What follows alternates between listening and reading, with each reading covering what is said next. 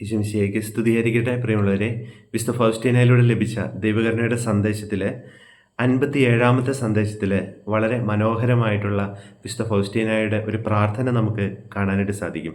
ആ പ്രാർത്ഥനയുടെ ആരംഭഘട്ടത്തിൽ ഇങ്ങനെ വിശുദ്ധ ഫൗസ്റ്റീന പ്രാർത്ഥിക്കുകയാണ്: എൻ്റെ ഹൃദയത്തെ പല കഷ്ണങ്ങളാക്കി നുറുക്കി ആ പല കഷ്ണങ്ങളെ മുഴുഹൃദയങ്ങളാക്കി അങ്ങയെ സ്നേഹിക്കുവാൻ ഞാൻ ആഗ്രഹിക്കുകയാണ്. എൻ്റെ ഹൃദയത്തിൻ്റെ ഓരോ തുള്ളി രക്തം കൊണ്ടും ഞാൻ അങ്ങയെ സ്നേഹിക്കാനായിട്ട് ആഗ്രഹിക്കുന്നു. അങ്ങയോട് തുലനം ചെയ്യുമ്പോൾ മറ്റൊന്നിനും അസ്തിത്വമില്ല. എൻ്റെ ജീവിതത്തിൽ വേറൊന്നിനും വിലയില്ല എന്ന് ഞാൻ തിരിച്ചറിയുക. എൻ്റെ ആത്മാവ് നിന്നിലെ വിലയം പ്രാപിക്കാനായിട്ട് തീവ്രമായിട്ട് ആഗ്രഹിക്കുന്നു എന്ന് പറയുക. അതിനുശേഷം വിശുദ്ധ ഫൗസ്റ്റീന പറയുകയാണ്: എൻ്റെ സ്നേഹത്തിൻ്റെ ലക്ഷ്യമായ അങ്ങയിൽ ലഭിച്ച നിമിഷം ഞാൻ എൻ്റെ ലക്ഷ്യം കണ്ടെത്തി. അങ്ങയോട് ഉപമിക്കുമ്പോൾ എല്ലാം ശൂന്യമാണ്. ഓ ഈശോയെ, എൻ്റെ വഴികളിൽ ഞാൻ അനുഭവിച്ച സഹനങ്ങൾ, പ്രതികൂലമായ സാഹചര്യങ്ങൾ, എളിമപ്പെടുത്തലുകൾ, തകർച്ചകൾ, സംശയങ്ങൾ എല്ലാം അങ്ങയോടുള്ള എൻ്റെ സ്നേഹത്തിൻ്റെ അഗ്നിയെ ജ്വലിപ്പിക്കുന്ന ചുള്ളികളായിരുന്നു. അതായത് എല്ലാം എൻ്റെ സഹനങ്ങൾ, തകർച്ചകൾ, മുറിവുകൾ എല്ലാം അങ്ങയോടുള്ള സ്നേഹത്തെ എൻ്റെ ഹൃദയത്തിൽ ഉജ്ജ്വലിപ്പിച്ചുകൊണ്ടിരുന്നു എന്ന് പറയുക. അതിനുശേഷം വിശുദ്ധ ഫൗസ്റ്റീന സഹനത്തെക്കുറിച്ച് പറയുകയാണ്: സഹനം ഒരു വലിയ കൃപയാണ്. സഹനത്തിലൂടെ ആത്മാവ് രക്ഷകനെ പോലെ ആവും. സഹനത്തിലൂടെ സ്നേഹം സ്ഫടികമാക്കപ്പെടുകയാണ്. എത്രമാത്രം സഹിക്കുന്നുവോ അത്രമാത്രം സ്നേഹം പവിത്രമാകുന്നു. എൻ്റെ ആഗ്രഹങ്ങൾ ഭ്രാന്തവും അപ്രാപ്യവുമാണ്.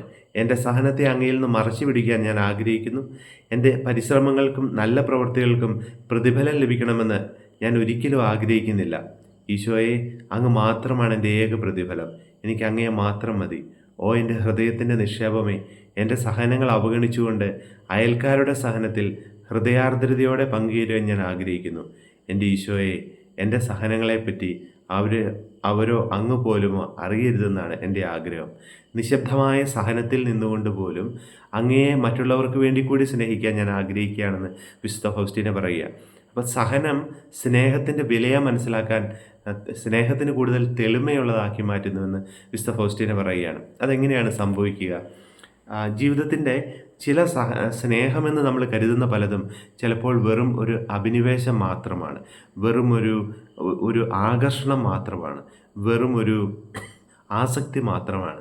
അവിടെ ഒരു വ്യക്തി, ആ സ്നേഹിക്കുന്നു എന്ന് പറയുന്ന വ്യക്തി മുറിവേൽക്കുമ്പോൾ ആ സ്നേഹം തണുത്തു പോവുകയാണ്. അവിടെ തകർക്കപ്പെടുന്ന സാഹചര്യങ്ങൾ വരുമ്പോൾ സ്നേഹിക്കുന്നു എന്ന് കരുതുന്നവർ ഓടി അകലുകയാണ്. അതാണ് കുരിശിൻ ചുവട്ടിൽ ഈശോയുടെ അടുക്കൽ നിന്ന് അനേകർ ഓടിപ്പോകാനായിട്ടുള്ള കാരണം. എന്നാൽ ആത്മാർത്ഥമായ സ്നേഹം എങ്ങനെയാണ്? ആ സഹനത്തിലൂടെയും അതിൻ്റെ മാറ്റ് തെളിയിക്കുകയാണ്. അപ്പസ്തോലന്മാരിൽ സ്നേഹത്തിൻ്റെ അരൂപിയായ പരിശുദ്ധാത്മാവ് കടന്നു വന്നു കഴിഞ്ഞപ്പോൾ എന്താ സംഭവിക്കുന്നത്?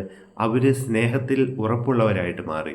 അവർ ഓടിപ്പോയവരൊക്കെ തിരികെ വന്ന് ക്രിസ്തുവിന് വേണ്ടി സ്നേഹത്തിൻ്റെ രക്തസാക്ഷിത്വം വഹിക്കാനായിട്ട് അവർ തയ്യാറാവുക. അപ്പോൾ സ്നേഹം സഹനത്തിലൂടെ കൂടുതൽ ഉറപ്പുള്ളതായിട്ടും തെളിമയുള്ളതായിട്ടും മാറുക.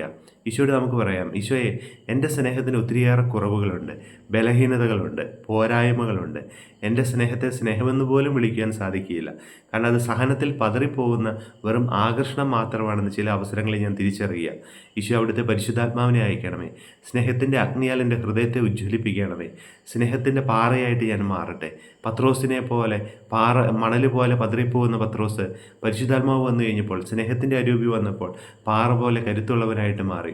ക്രിസ്തുവിനെ 3 പ്രാവശ്യം തള്ളിപ്പറഞ്ഞവൻ ക്രിസ്തുവിനെ പോലെ മരിക്കാൻ യോഗ്യതയില്ല, അതുകൊണ്ട് എന്നെ തലകീഴായി കുരിശിൽ തറയ്ക്കാനായിട്ട് ആവശ്യപ്പെട്ട പത്രോസ്ലീഹ ധൈര്യത്തിൻ്റെയും ഉറപ്പിൻ്റെയും ഒക്കെ സ്നേഹത്തിൻ്റെ തെളിവായിട്ട് മാറിയത്, സ്നേഹത്തിൻ്റെ പേരിൽ ബലിയായിട്ട് മാറിയത്, സ്നേഹത്തിற்கு വേണ്ടി ജീവൻ ബലിയർപ്പിക്കുന്നതിനേക്കാൾ വലിയ സ്നേഹമില്ല എന്നാണല്ലോ പറയുക.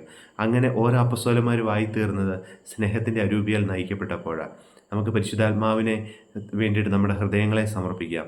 എൻ്റെ കുടുംബജീവിതത്തിൽ എൻ്റെ സ്നേഹത്തിന് ആഴമില്ലാത്തതാണെങ്കിൽ, എൻ്റെ സമർപ്പിത ജീവിതത്തിൽ എൻ്റെ സ്നേഹത്തിന് ആഴമില്ലാത്തതാണെങ്കിൽ ഞാൻ സ്നേഹിക്കുകയല്ല, ഞാൻ പണ്ടേ മരിച്ചു കഴിഞ്ഞുവെന്ന് നമുക്ക് തിരിച്ചറിയാൻ സാധിക്കും. എന്നാൽ ഏത് സഹനത്തിലും പട്ടിണിക്കോ വാളിനോ പീഡനത്തിനോ മരണത്തിനോ അവഹേളനത്തിനോ ഒന്നും ക്രിസ്തുവിനോടുള്ള സ്നേഹത്തിൽ തന്നെ പിടിച്ചു മാറ്റാൻ സാധിക്കില്ല എന്ന് അപ്പസ്തോലന്മാർ പറഞ്ഞതുപോലെ എല്ലാ സഹനത്തിനും ഉപരിയായിട്ട് മറ്റുള്ളവർക്ക് വേണ്ടി കൂടി അങ്ങയെ സ്നേഹിക്കാൻ ഞങ്ങൾക്ക് സാധിക്കുമ്പോൾ ഞങ്ങളുടെ സ്നേഹം കൂടുതൽ തെളിവുള്ളതായിട്ട് മാറുക, ഉറപ്പുള്ളതായിട്ട് മാറുക. എല്ലാ ബലഹീനതകൾക്കും എല്ലാ ഫേക്കായിട്ടുള്ള എല്ലാ വ്യാജമായിട്ടുള്ള കാര്യങ്ങൾക്കും മധ്യേ സ്നേഹം ഒരു ദീപം പോലെ ഉയർന്നു വരികയാണ്. കാരണം അത് സഹനത്താൽ ശുദ്ധീകരിക്കപ്പെട്ട സ്ഫടികമാക്കപ്പെട്ട സ്നേഹമാണ്.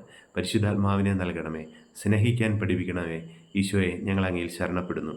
നമ്മുടെ കർത്താവായ ഈശോ മിശിഹായുടെ കൃപയും പിതാവായ ദൈവത്തിൻ്റെ സ്നേഹവും പരിശുദ്ധാത്മാവിൻ്റെ സഹവാസവും നാം എല്ലാവരോടും കൂടെ ഉണ്ടായിരിക്കട്ടെ, ഇപ്പോഴും എപ്പോഴും എന്നേക്കും.